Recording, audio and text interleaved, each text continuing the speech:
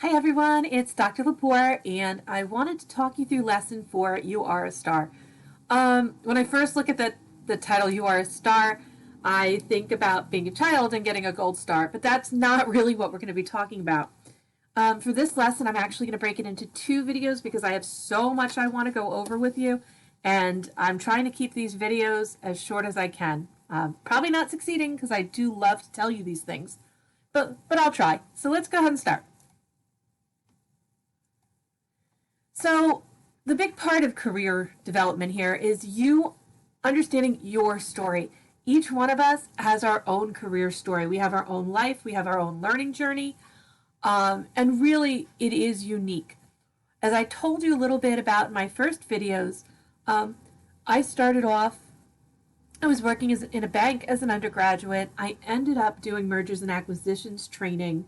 But before that, I had started college as an art major and realized pretty quickly I didn't feel like I fit there. I didn't feel good. I might have been good enough. I don't know that I was, but it certainly wasn't who I was or what I valued, and or at least not in that scheme. So my story starts with me, starting as an art major, realizing that wasn't where I wanted to be, moving into business because I didn't know what else to do, finding my way into training professionally and then academically, and it progressed from there. Nobody else has that story, though people share elements of it. So your career story is really, really uniquely your own. And you know what? It may just be beginning, and that's totally fine too. But you're coming to this, you come to the world with lots of skills and values and knowledge, and we want to capture all of this.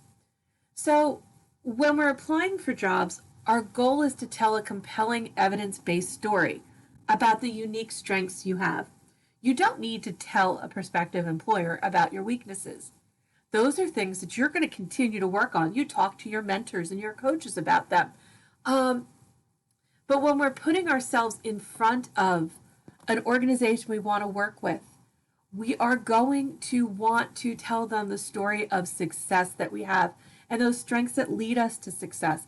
Think of this not just though for a job, it's also for professional networking, meeting new people, applying to grad school, going for job interviews. It certainly is a large part of cover letters and resumes and your LinkedIn and social media. By the way, if you haven't set up your LinkedIn yet, I think you should open your account. Go ahead and link into me. I would love to be part of your network. Now you can find me, Bridget Lepore. You'll see my Rutgers thing on there.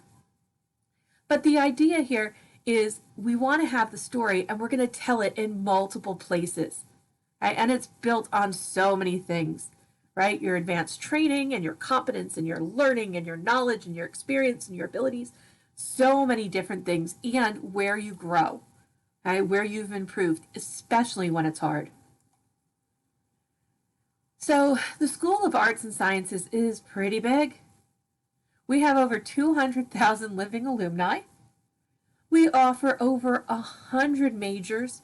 There's more than 750 faculty and many part-time faculty like myself.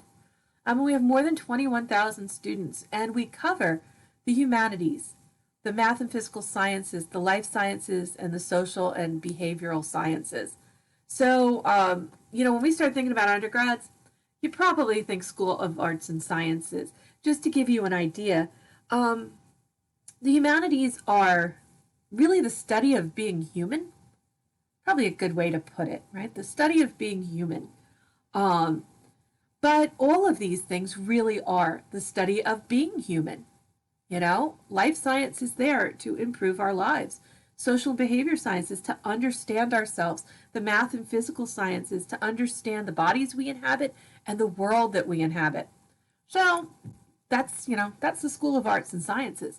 And these are liberal arts degrees, which mean that they are not directing you to one specific career, but rather giving you the knowledge and knowledge and values and skills that you're going to need, and that you can bring with you. I always think of this as packing a suitcase. When I do big meetings with students, and I have lots and lots of people there, what I usually do is hand out little paper suitcases and walk you through thinking through the things you want to pack in your suitcase.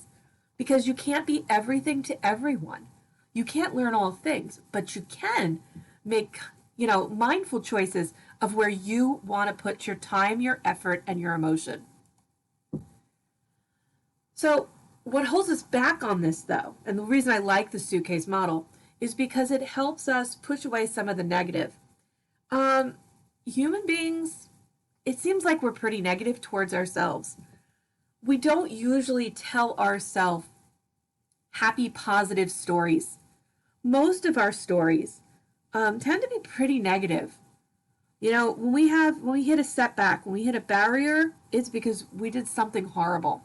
It's because there's something wrong with us, or some lack, or if I'd made a better decision, or if I had just handled this differently. And these negative messages are really common. It seems to be something we all do. I mean, I've had lots of conversations with students. I teach writing in the writing program. Not this moment, though. And I've also taught in the women's leadership program. And what I've realized is when we have to have those hard conversations, students immediately, tend to be down on themselves. The problem with that is they're not helpful. They're what we call fixed mindset. So fixed mindset is, I screwed up because I am a screw up. I screwed up because I'm not capable of being successful. I screwed up because I don't know enough. I haven't done enough. I stopped. I was lazy. There's a lot of articles, by the way, on the fact that laziness doesn't exist and that there's a lot of other things that come into play. But the idea here is that these negative stories we tell ourselves, as common as they are and as hard it is to stop them, really lead us to being stressed out and performing poorly. They don't help us. And I've had students try to tell me, well, feeling bad about myself motivates me. And my question there is, does it really, or are you actually just wasting your energy feeling terrible? Seems kind of like a hard thing to do with your life. And I'm as guilty of it as everybody else. Okay? But the good news here is we can move from fixed mindset to growth mindset. A growth mindset is one where we go, wow, this didn't work out well. What can I learn from it? What will I try next? So you evaluate it and move to the next step instead of getting stuck in a spiral of all the things that you've done wrong. Right? So you can switch your mindset. And if you need some help with it, let me know. I'm happy to send you, some things to read, and we can even sit and talk during office hours. So, giving some examples on this, a dysfunctional belief we have is, I am not good enough. Right? And I know that I know people where that echoes in their mind all day long. Anytime they fail, even when something is so tiny that it's not going to impact them or others, this list of critical content goes through their mind. I failed. I haven't done anything important. I'm too dumb. I'm too lazy. I'm too boring. All these negatives go through our mind, and all it does is pull our energy back and away from what's really important, and that is that it's normal to fail, and it's okay to fail because we grow from it. So our solution is reframing it. So the way we reframe it is the moment you hear that voice in your head say, I'm a failure, you say, no, I took a risk and it didn't work out, but I learned and I'm going to do this.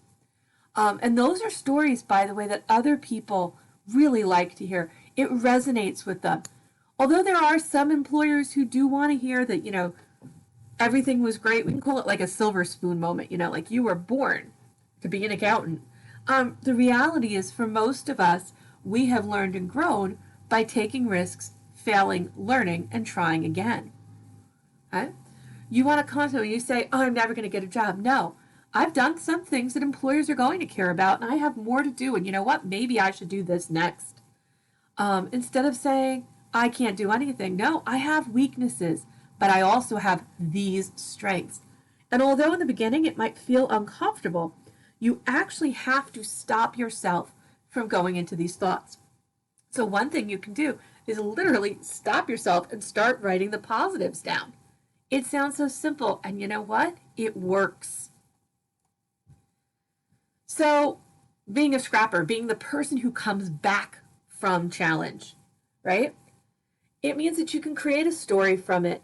First, you want to build your social capital. So social capital are the people who can help you, right? They are your teachers and your classmates, but they are also people that you network with. They're mentors and coaches and people in your life that are there for you, right? You talk to people about your challenges, but you don't sit there and say, poor me, life is unfair to me, these were too hard for me, it's not nobody's nice to me. No, you're going to say, this is what happened, and here's how I'm going to overcome it, and here is what I'm learning, and here is what I've accomplished so far, because it feels so much better to tell this story. So one of the things I want you to do is pause and think about this. Think about a challenge. What did you learn from it? How are you recovering from it? And what have you accomplished? So go ahead, pause. Take a minute to reflect and come back. All right, so hopefully you thought of a time in your life where, things didn't work out so much. And I mean, it happens to all of us, absolutely. The job you applied for, the internship you applied for, the award you applied for, the game you tried to, your team didn't win, it happens. But what you do want to do is think about your career capital. These are the places where you did succeed. And they come in the academic world, in your experiential world, and in your social world. They're the things that you can use to help you in your career. These are just some of your academic capital, and you want to actually sit down, think these through, and write them down. You need to keep track of this. And notice at the top, Rutgers has a great reputation. It actually really does. Being able to say that my doctorate came from Rutgers, and I teach at Rutgers, is a huge thing. I've gotten lots of comments on it, so be proud of that. Wear your R's. Now, experience capital, when we break it down, is not just internships. Take a look at this chart. It's all the things that you do. These all add up, and one of them is not enough. You need to mix these all together. Okay? You have other things, too, that come into this. Here are some of the things that people want from us, that they will hire us for. These are things we want to cover when we're working on our resumes and cover letters. But that means getting to know ourselves really well. What do we have in each category? Maybe even print this out and write down around it what you've done. Okay? Social capital is complicated, though, and you want to think about your network and who should be with us. Your social capital are the people you know. And yes, you've got your friends and family and your classmates and your coworkers. Your professors or your bosses are definitely useful, but there's actually people we don't even know yet that we're going to link to. I've had some amazing interactions with people that I have met on LinkedIn where I've been asked to speak and write, and it's just fantastic because it opens up worlds you didn't even know existed. So as I finish this module, I told you these are long videos this time. I want you to think about who is in your network, who can help you learn more about your career area. How are you going to approach them? Who don't you have? Maybe you always wanted to work in a certain field. You don't know anyone in it. How are you going to find somebody? And how do you deepen a relationship you already have? All right, so this is video 1. There's another one coming up, so stay tuned, and I'll talk to you in a few moments. Bye.